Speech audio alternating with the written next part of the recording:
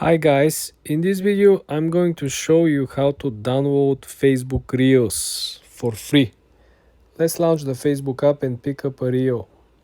Okay, let's click on the reels.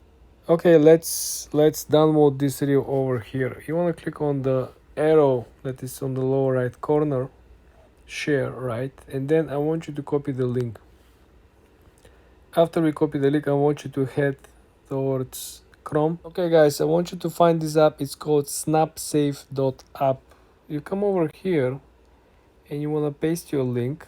Okay, and the app will simply process the video and will give you an option to download the video. As you can see, we have plenty of different options of qualities. Just pick your option. Be careful where you're clicking, of course, as usual. Not as many ads as in the other apps platforms, but this is how you can download Facebook Reels for free, guys. For more tips and tricks, subscribe and come back for more.